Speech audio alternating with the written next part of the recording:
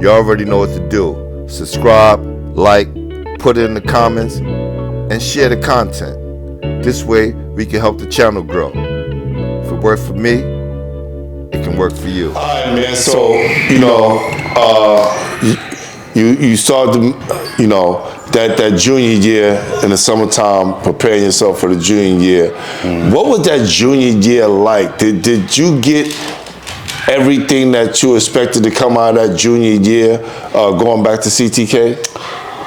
No, it was a whirlwind. It was a whirlwind for me because now I'm known, I'm ranked. All of the college coaches, like I'm talking about the blue bloods, like right. You know what I mean. I'm getting recruited at a very high level.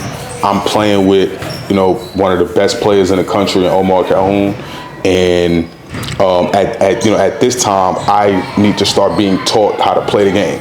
Right, I'm getting recruited at a high level. I need to start getting taught how to play pick and roll, how to play defense, how to have good body language, how to do all that stuff. Because see, what people don't understand is in AAU. Once you got your name, you kind of can do whatever you want. It's no, like, the AAU coach, it's probably, just somebody, probably the dude that's coaching is probably ain't even getting paid for it. He probably just know the director or play for the director, so he really don't care about actually teaching you what you need to do for the next level or making sure you got good body language or listen, we just got to win so we can go to the next EYBL joint so we can keep our contract. That's kind of what it is. Is that going on today? Oh yeah. Like there's, especially now, being in the middle school joint, right. They got the junior EYBL. There's teams and there's kids I know now feeling like they, it's peer pressure. Yo, Zay, I got to go play for this team because, coach told us, me and my dad, that if they don't win, they lose their Nike deal. Like, that's going on. That's pressure. Yeah, it's going on. So it was like that even back then. So like, dealing with those type of coaches who, listen, man, Zay, just come over here, help me keep my Nike deal, right? Or, listen, I really want to develop you, make sure you know what you need to do for the next level, et cetera, et cetera. And so going back to my junior year, it was just like, as a 16-year-old kid, as a coach, this is how I feel. I feel like you got to be able to manage the ego. And so I had a big ego because, like I said, now, everybody know I'm number one in New York. Everybody know I'm top 50. Everybody know, like, I just had Kansas come and watch me work out, and Georgia Tech just come watch me work out, in Memphis and all these schools, and they offer me and all. Everybody know that. So now I'm feeling myself, right? And I needed to be checked. I needed to be humble. I needed to be challenged a little bit more. And it was just so rocky because, like I said, mentally I'm feeling like I'm above everybody else. Could you be checked though? Like, think about the young you. Yeah. You now the older you says, yo, I need to be checked. But right. Back then, could you been checked? Could somebody check you back then and you pay attention?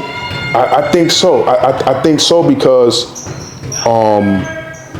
when things were good for me, it was times where, Arbs had to sit me or, he'd take me out of games. I never forget, I was going through a stretch.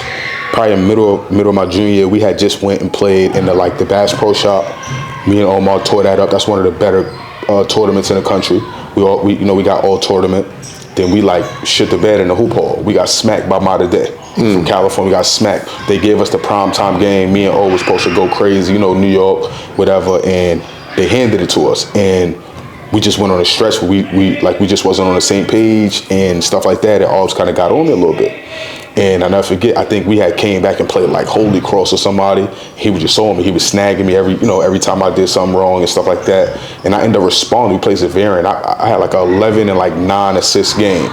And it was it wasn't a lot of points. It wasn't a lot, but I just was playing the right way. I was getting the ball to where it needed to go. I was just, and I had good body language.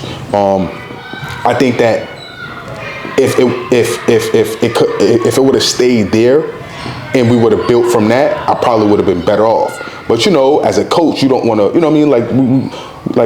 we still young, and it's that fine line. You don't want to be too hard on the kids because you might could lose them. But then it's I want to coach them because they got to play better and they got to get better. So it's that ease up effect. All right, I'm gonna be hard on him, but then I'm gonna ease up because now he should understand what I want. Right. I think that's probably what happened at that time.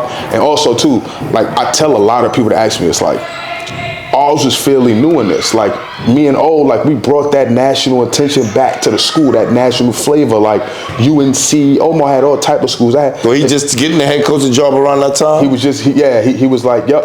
I think it was like, I came like either his first year or the second year he got it. Got you. Like I was like, so it was new for everybody. Right. So it's that fine line of me wanting more out of him, but then it's also, you know, me understanding that it was new for him and me. So you know, as I got older, I kind of start understanding that a little bit more, and you know, I started just having a little bit more gratitude about the situation. But yeah, it was just up and down, and then that's when, you know, kind of the bullshit happened towards the end of my junior year. I ended up getting benched because, you know, I wasn't meeting the standards that he wanted, Arbitello, in terms of just as a player, body language, you know, just different things mentally. Well, it's around the time when people start saying Isaiah Lewis was difficult to work with. Y'all ready?